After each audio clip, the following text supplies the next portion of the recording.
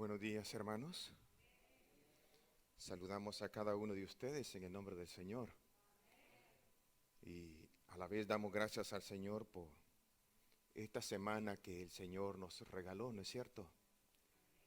Y ahora tener el privilegio de poder estar en la casa del Señor es más para agradecer a nuestro Dios. Y escuchar los dones de nuestros niños. Gloria al Señor por esos dones que el Señor les ha dado.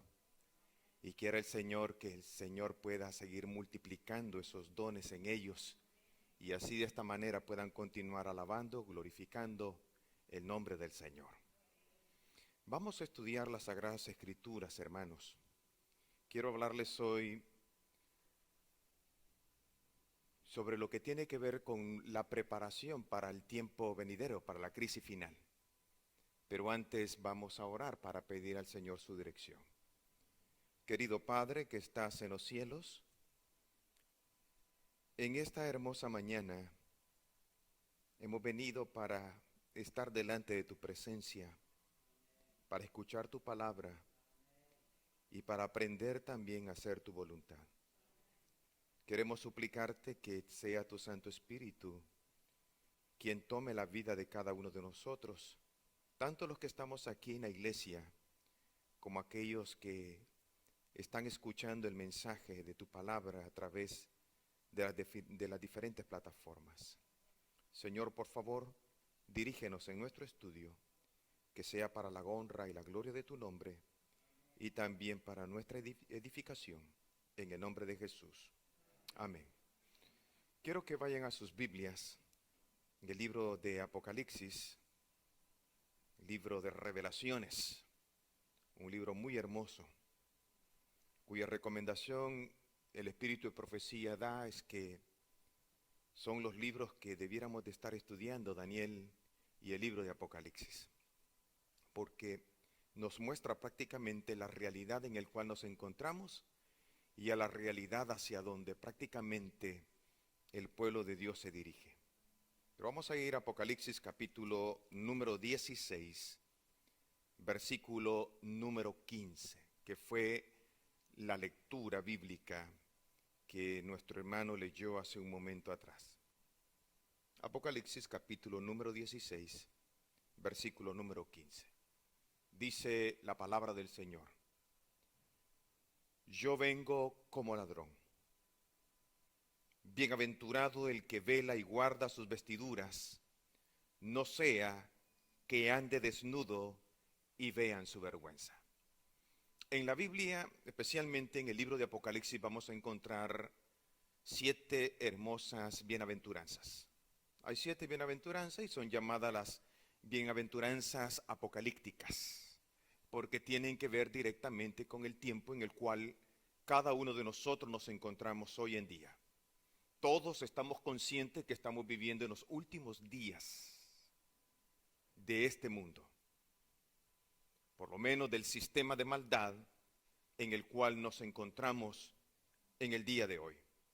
Estamos viviendo prácticamente estos últimos días y cada uno de nosotros debemos de estar completamente preparados y apercibidos, porque cada día se va acercando más hacia el final de la historia y una nueva historia prácticamente el Señor escribirá cuando Jesús venga por segunda vez a la tierra. Pero 7 son las bienaventuranzas apocalípticas. Lo que acabamos de leer es la tercera bienaventuranza, donde dice claramente que el Señor viene como ladrón.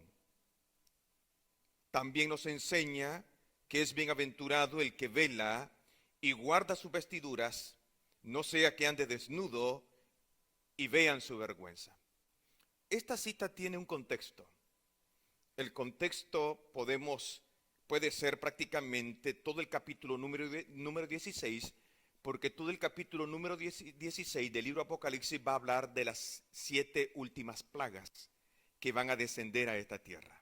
Son llamadas las 7 copas de la ira de Dios, que derramará tarde o temprano sobre lo que es la humanidad. Ese podría ser todo el contexto.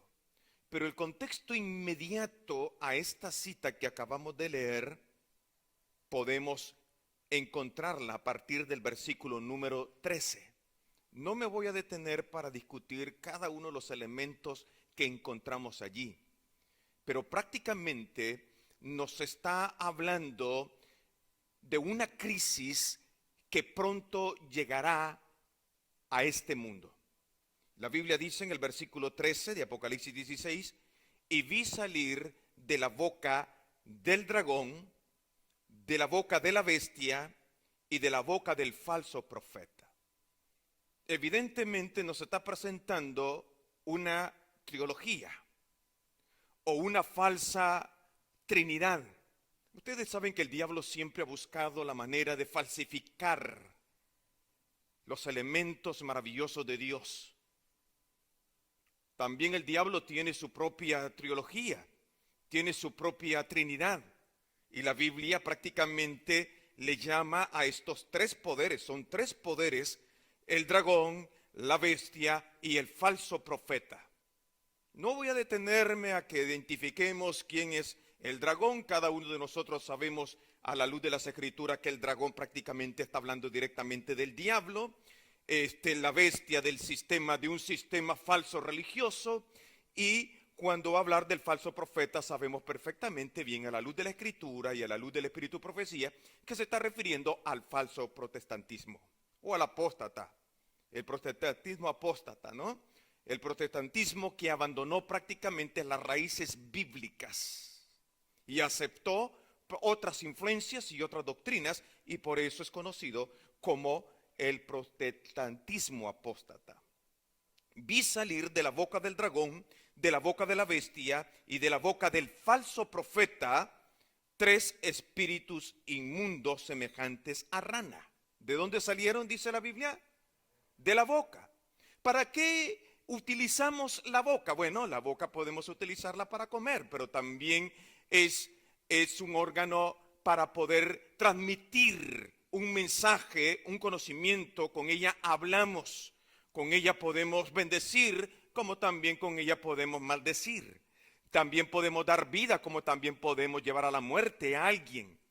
Así es que está hablando prácticamente de mensajes falsos, de doctrinas falsas, tal como el libro Apocalipsis en el capítulo 17 va a hablar sobre el vino de Babilonia, y le dio de beber del vino de su fornicación, el vino de Babilonia. Está hablando de falsas creencias, falsas doctrinas. El versículo 14 va a agregar lo siguiente: son espíritus de demonios que hacen señales, La palabra griega que se utiliza aquí para señales es milagros, que tienen poder para hacer milagros. Hacen señales y hacen milagros. ¿Con qué propósito? ¿Cuál es la razón principal de las señales y milagros? El propósito de las señales, de los milagros, de hacer descender fuego del cielo, de sanar a enfermos, y de hacer cualquier otra cosa milagrosa, tiene que ver prácticamente para engañar a las naciones, engañar al mundo. Y la palabra del Señor dice, si fuese posible, aún a los mismos elegidos de Dios,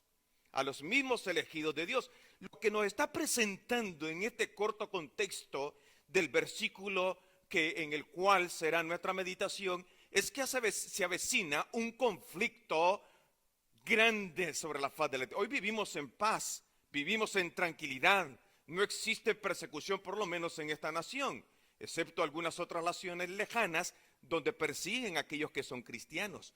Pero en todo lo que es América no hemos escuchado una persecución declarada a los cristianos. Vivimos en paz hoy por hoy, en estos momentos. Pero vendrán prácticamente momentos sumamente complicados y difíciles para la humanidad. Falsos cristos, falsos profetas, enseñanzas falsas que no están basadas a la luz de la Escritura y que están basadas más que todo en milagros, en señales, y creyendo de que alguien hace un milagro, dan como evidencia que posee la verdad, cuando en realidad los milagros no son evidencia de la verdad. Recuerden lo que el libro de Mateo capítulo 7, 21 al 23 dice: Muchos en aquel día me dirán, Señor, Señor, en tu nombre dijimos profecías, en tu nombre hicimos milagros, en tu nombre hicimos muchas sanidades. ¿Hubieron milagros? Sí, las profecías. ¿Qué otro milagro hubo? Echaron fuera demonios. ¿Qué otro milagro hubo? Hicieron sanidad a muchos enfermos. Y entonces el Señor dice claramente en esos versículos, yo les protestaré, apartado de mí, hacedores de maldad. Los hace a un lado, porque los milagros no son una evidencia de alguien que posee la verdad. Porque también el diablo tiene poder para hacer milagros, ¿sí o no? Tiene poder para hacer milagros. Y diferentes clases de milagros el Señor se lo ha permitido. Pero es aquí donde entra nuestra bienaventuranza. Es aquí donde el Señor irrumpe a ese caos espiritual, a ese caos doctrinal falso que llevará prácticamente a la deriva y a la perdición a grandes multitudes de personas. Y si cada uno de nosotros como adventistas del séptimo día, conocedores de la verdad, no estamos apercibidos, también llegaremos a aceptar muchas cosas que aparentemente es oro, pero en realidad no es oro, porque prácticamente el oro hasta lo pueden falsificar hoy en día. Por esa razón, el versículo 15 dice claramente, yo vengo como ladrón. En esos momentos dice el Señor, vengo como ladrón. Esta es una frase, o mejor dicho, es una comparación que no solamente va a usar Juan para decir la forma como va a venir de manera sorpresiva Jesús a la tierra. También la va a usar Jesús en Mateo capítulo 24, verso 43. La va a utilizar también Pablo en Primera de Tesalonicenses capítulo número 5, verso 2. Y por ende el libro de Apocalipsis capítulo 3, verso 3 y el versículo que hoy tenemos en nuestras manos, donde la Biblia prácticamente tanto Pablo como Mateo y como Juan, Jesús va a anunciar su venida que viene de manera sorpresiva. No es que viene siendo un ladrón, Jesús no es un ladrón. No viene para robar a un pueblo. No viene a raptar un pueblo. Dios no tiene necesidad de raptar a nadie. Está haciendo una comparación, y la comparación que está haciendo es que si no estamos listos y no estamos apercibidos, la venida del Señor será de manera inaudita, una forma en la cual ni siquiera nos estamos dando cuenta que Jesús está viniendo por segunda vez a la tierra. Vendrá de manera sorpresiva. Por eso que el apóstol Pablo va a ampliar este asunto en Segunda de Tesalonicenses, en el capítulo 5, versículo número 2, verso número 4 y verso número 5. Dice la siguiente manera: porque ustedes mismos saben, Pablo se está refiriendo al pueblo de Dios. Pablo se está refiriendo a aquellos que tenemos conocimiento acerca de los tiempos en el cual nos encontramos y vivimos. Porque ustedes mismos saben perfectamente bien que el día del Señor vendrá como ladrón. Así vendrá, como ladrón, de manera sorpresiva. Versículo número 4. Pero ustedes, hermanos, refiriéndose al pueblo que es conocedor de las Escrituras y está atento del tiempo en el cual nos encontramos, Pablo nos dice, pero ustedes, hermanos, no están en tinieblas como para que aquel día os sorprenda como ladrón.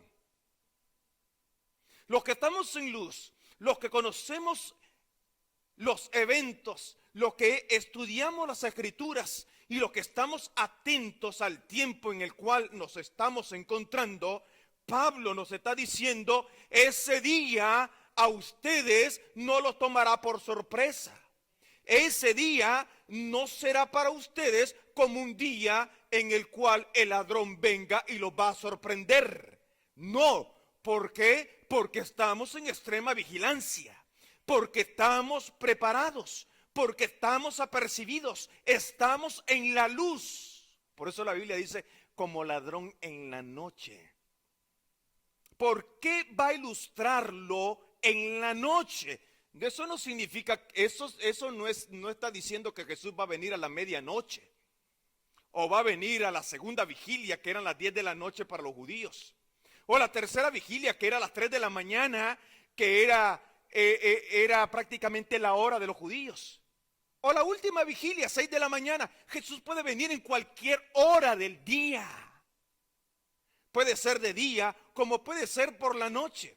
Está ilustrando y está diciendo como ladrón en la noche, porque la noche, las tinieblas con frecuencia o de manera muy frecuente en el Nuevo Testamento va a simbolizar un estado de pobreza y de reprobación espiritual. Noche va a referirse prácticamente a aquellos que viven todavía en las tinieblas espirituales. Por esa razón los sorprende como ladrón. Por eso Pablo en el versículo 4, haciendo referencia a esto, dice, pero ustedes, hermanos, no están en tinieblas, no están de noche, no viven en la oscuridad. Vivimos a la luz del día porque conocemos las Escrituras y hacemos su voluntad. Pero ustedes, hermanos, no están en tinieblas como para que aquel día los sorprenda como ladrón. Todos ustedes, dice el versículo número 5, son hijos de luz e hijos del día, no de la noche, no de la oscuridad, no de las tinieblas. Por lo tanto, no va a ser para todo el mundo la venida de Jesús como ladrón. Para los hijos de Dios que estamos preparados, apercibidos, estamos listos para el encuentro con nuestro Señor. Sabemos que está viniendo y sabemos que llegará. Y por lo tanto no nos encontrará en tinieblas, no nos irrumpirá prácticamente. Todos ustedes son hijos de luz e hijos del día. No somos hijos de la noche ni de las tinieblas, para que Jesús venga y no nos encuentre como desapercibidos. Esto nos indica claramente que Jesús viene como ladrón, pero no para el mundo entero, sino para aquellos que viven en tinieblas, que no quisieron comprender, no porque no se les mostró el mensaje, sino porque lo rechazaron abiertamente. Y al rechazarlo abiertamente, aunque hagan milagros, hagan prodigios, saquen demonios, sanen a enfermos, hagan descender fuego del cielo, eso no significa que vivan en la luz, ni significa que tengan la verdad. Hay algunas personas en algunos lugares que para decir que tienen el Espíritu Santo se colocan y comienzan a hablar en lenguas, dicen, ¿no? En lenguas que nadie entiende, ni los ángeles tampoco, ni ellos tampoco. Y todo el mundo dice, oh, hablo en lenguas, Dios lo está usando, oh, qué Espíritu Santo tiene. Todo eso es falso. El diablo tiene poder hasta para hacer descender fuego del cielo y engañar si fuesen a sus escogidos. Así que el Señor dice claramente, yo vengo como ladrón, dice el versículo 15 de Apocalipsis 16. Y como vengo como ladrón, entonces dice, feliz, bienaventurado aquellos que tienen la verdadera felicidad. Está diciéndole, bienaventurados. La felicidad verdadera que solamente Dios puede dar cuando estamos en paz con el Señor. Y cuando vivimos para hacer su voluntad. La Biblia le llama bienaventurado el que vela. Este es un concepto muy claro que encontramos a la luz de las Escrituras. De hecho, Jesús en el capítulo número 24 y capítulo número 25 del libro de San Mateo va a ampliarse lo importante que es velar, no desvelarse, velar. Y va a dedicar en su discurso, va a mencionar 3 advertencias. por la cual el pueblo de Dios debe de estar en vela. Del versículo 4 del capítulo 24 no lo vamos a leer, pero tú puedes anotarlo. El Señor dice: mirad que nadie os engañe. Primera advertencia. Porque el problema de Apocalipsis capítulo número 16 versículo 13 es que surgen tres espíritus con un poder extraordinario de hacer milagros. Y tanto es así que tienen también, a través del poder milagroso, buscan engañar al mundo entero. Y la advertencia que el Señor hace es, una de ellas es: mirad que nadie os engañe. Pero ¿cómo vamos a saber si es un engaño o no es un engaño? ¿Será que el Espíritu Santo nos va a soplar al oído y nos va a decir: no le creas, es un engaño? Oh, créele, mira, lo que está diciendo es verdad. ¿Cómo? Solamente a través de la palabra de Dios. Pero para poder tener ese conocimiento, tú debes de tomarla, debes de leerla, debes de empaparte de ella, debes de pedirle a Dios que te inspire, que te ayude a comprenderla. De otra manera será completamente imposible descubrir que lo que me están vendiendo como oro no es oro. No hay forma. La única forma es que cada uno de nosotros sigamos dependiendo de la palabra de Dios, no descuidarnos de estudiarla, de leerla, de dedicar tiempo para escudriñar las Escrituras. Porque solamente a través de ella es como podremos llegar a descubrir lo que es falso y lo que es verdadero. Por eso Jesús en su advertencia dice: mirad que nadie os engañe. Por lo tanto, tenemos que ser vigilantes a la luz de la palabra del Señor. No podemos darnos el lujo de dormirnos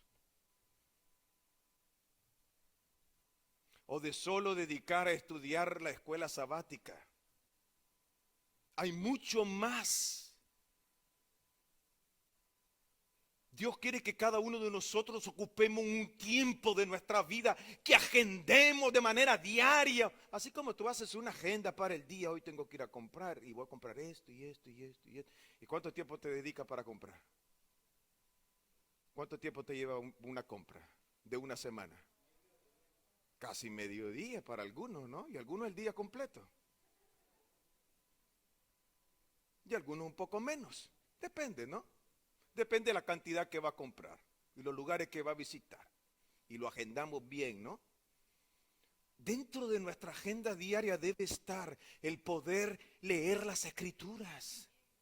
Porque en ella encontramos vida, encontramos conocimiento, encontramos paz, encontramos poder, encontramos aliento, encontramos consuelo, encontramos consejos. Encontramos el camino que debemos de seguir para la vida eterna. Encontramos la vida de Cristo. Es la mejor manera de poder conocer a Dios. Pero debemos de velar. Velar significa estar vigilante, mantenerse despierto, estar atento. Se dice que el 10% de las muertes de accidente en Estados Unidos se debe a que las personas se durmieron en el timón. ¿Sí?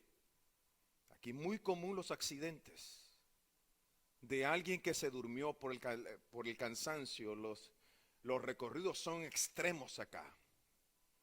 Y hay personas que trabajan 2 jornadas, 3 jornadas en el día, y lo que les queda para dormir son pocas horas. Así es que el cansancio extremo los lleva a dormirse, y al dormirse causan grandes accidentes. Puede causar su propia muerte como la muerte de otras personas. Por lo tanto, en la vida espiritual, el Señor quiere que nos mantengamos despiertos. Segunda segunda advertencia que encontramos en Mateo capítulo número 24, versículo 42. Velad. ¿Cuál es la primera advertencia? Mirad que nadie os engañe. ¿Cuál es la segunda advertencia? Velad. Velad. Pues porque no sabéis a qué hora ha de venir vuestro Señor. Esa es la segunda gran advertencia para nosotros. Mirad que nadie os engañe, la primera. La segunda, velad, pues porque no sabéis a qué hora ha de venir vuestro Señor. La tercera advertencia, también vosotros, dice el Señor en el versículo 44, estad preparados. O sea, la vigilancia me lleva a estar completamente preparado. Me lleva a estar completamente activo. De hecho, es tan importante el velar y el estar apercibido para el Señor, que el Señor dedicó 6 ilustraciones para mostrar la importancia de estar en vela. Cuando hablo de vela, no me interpreten las vigilias. ¿Ya? Las vigilias que muchas iglesias hacen en la noche, ¿no? Y el siguiente día pasan durmiendo todo el día. La vela aquí es la preparación que se hace de manera espiritual para encontrarnos con el Señor en su segunda venida. Mire, solo voy a mencionarlas para que ustedes sepan cuáles son esas 7 ilustraciones bíblicamente hablando que el Señor va a utilizar para mostrar la importancia del estar apercibido y de ser vigilantes. Número 1, la del portero. Les voy a dar la referencia rápidamente. Marcos capítulo 13, versos 34 y 37. Y lo resume en Mateo capítulo 24 en un solo versículo, versículo 42. La del padre de familia, la segunda parábola, Mateo 24, 43 y 44. La tercera, la de los siervos fieles y los siervos malos. La cuarta, la de las 10 vírgenes. La quinta, los talentos. Y la sexta, la oveja y los cabritos. Note tanto que dejó el Señor para ilustrar la importancia de estar vigilante. Por eso claramente la Biblia dice, vengo como ladrón, y bienaventurado el que vela. ¿Por qué bienaventurado el que vela? ¿Por qué feliz? ¿Por qué dichoso? Porque nadie va a engañarlo. Número 1. Número 2. El Señor no vendrá como ladrón para la vida de él, porque no lo tomará por sorpresa. Mientras atendamos nuestras actividades diarias, dice el deseo de toda la gente en la página 590, la crisis se está acercando gradualmente y furtivamente. No nos estamos dando cuenta. Tú vas a tu trabajo todos los días. Vienes el sábado a la iglesia. Pero no te estás dando cuenta lo que está sucediendo atrás de todo ello. La crisis se está acercando de manera gradual. Y tan gradual que es que ni siquiera nos estamos dando cuenta. Así como la historia que alguien contó del sapito que cayó en una olla, ¿no? Y el agua estaba fría. Y el agua comenzó a calentarse, estaba bajo el fuego la olla, ¿no? Y el sapito, pues, ni cuenta se dio cuando terminó cocinado. Porque como era un calentamiento gradual, de frío, tibiecito, de tibiecito, caliente, hasta que hirvió. Gradual, eso es lo que es gradual, que es tan gradual que no nos estamos dando cuenta que la crisis se está acercando de manera furtivamente. Por lo tanto, hemos de estar despiertos. Lucas, en el capítulo número 12, versos 35 y 37 dice lo siguiente: estad ceñidos, ceñidos sus lomos, dice la Biblia. ¿A qué le recuerda esto a ustedes? Están ceñidos sus lomos. Estos eran los soldados romanos que se ceñían sus lomos con diferentes cinchos para poder, para poder portar sus instrumentos de guerra. En otras palabras, lo que Pablo o lo que Jesús está diciendo acá es que hemos de estar preparados. Estar ceñidos sus lomos significa estar siempre apercibido, estar siempre preparados para la guerra, estar despierto y encendidas las lámparas, y sean ustedes semejantes a los siervos que esperaban a su Señor cuando ha de volver de las bodas, para que le abran al instante en que llegue y llame. Bienaventurados aquellos siervos a quienes el Señor les encuentre velando cuando llegue. De cierto os digo que se ciñirá y hará que se sienten a la mesa y viniéndoles a servir. Qué privilegio, ¿no? Déjame ir al final, porque el tiempo ya se me terminó. Yo vengo como ladrón. Bienaventurado el que vela y guarda sus vestiduras, no sea que ande desnudo y guarde sus vestiduras. Gálatas, en el capítulo 3, verso 27 dice: pues todos los que habéis sido bautizados en Cristo, de Cristo estáis revestidos. Todos los que fuimos bautizados en Cristo, de Cristo estáis revestidos. Las vestiduras. ¿Las vestiduras de quién? De Cristo. Porque de Cristo estamos revestidos. El bautismo es una demostración pública de nuestra relación espiritual con Cristo. Pero por sí mismo no nos da la vestidura de Cristo. El bautismo representa la unión de la vida del creyente en un vínculo tan estrecho con la vida de Cristo que ambas vidas, por así decirlo, llegan a hacerse una sola unidad en Cristo.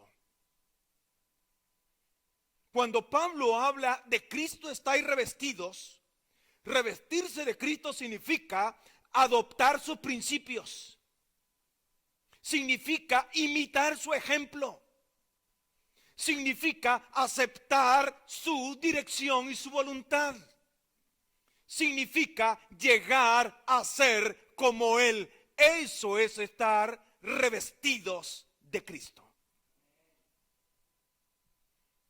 En 2 de Corintios, en el capítulo 5, verso 17 dice: de modo que si alguno está en Cristo, nueva criatura es. Las cosas viejas pasaron y he aquí, todas son hechas nuevas. Por lo tanto, un pecador puede ser aceptado por Dios solo si está revestido de Cristo. En otras palabras, si está vestido con la justicia de Cristo, no la nuestra, sino la de Él. Y es ahí donde el libro Apocalipsis dice: y guardan sus vestiduras. ¿Qué pasó con aquel hombre que el rey encontró en su fiesta de bodas, que no estaba vestido? Mateo 22:11.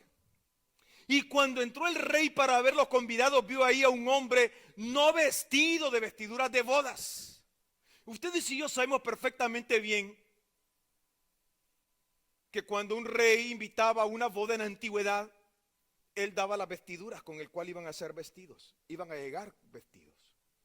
Por lo tanto, las vestiduras que hemos recibido son las vestiduras de Cristo. Es su justicia. Pero podemos perderlas. La mala noticia es que podemos perderlas. Podemos extraviarlas. A este hombre sin duda le dieron las vestiduras que debía de vestir el día de la boda del rey. Pero por alguna razón o las perdió o creyó que sus vestiduras eran mejores que las que le había dado el Señor, no sabemos, el relato no amplía, solamente es que fue encontrado no vestidos con las vestiduras de bodas. Así es que lo que hizo el rey fue mandarlo a sacar, atarlo de pies y manos y echarlo fuera de su fiesta. Por eso que Juan en este texto de Apocalipsis dice, bienaventurado el que vela y guarda sus vestiduras, no las nuestras, sino la que Cristo Jesús nos ha dado. ¿Recuerdan lo que sucedió con el sumo sacerdote Zacarías, en Zacarías? Capítulo número 3. Josué. La Biblia dice que a un lado estaba el Señor y al otro extremo estaba el diablo, reclamando la vida de Josué. Y estaba vestido, ¿qué manera dice que estaba vestido? Vestidos viles, vestidos sucios. Así estaba vestido.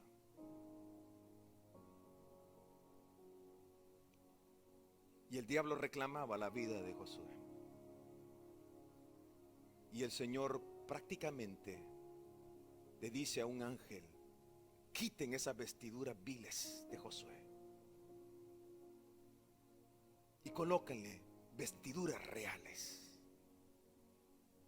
Y fue el ángel y cambió sus vestiduras. Y desde ese momento el diablo ya no tuvo poder, ya no tuvo derecho para seguir reclamando a Josué.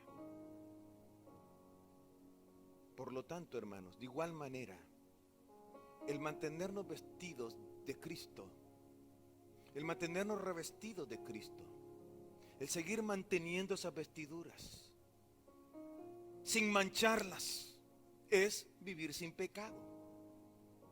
Pero cuando las manchamos, el Señor nos pide que vayamos a Él y lavemos esas vestiduras a través de la sangre de Cristo, que es el perdón de nuestros pecados. Hermanos, estamos a punto de llegar a momentos sumamente difíciles y que solo Dios es el único que puede ayudarnos.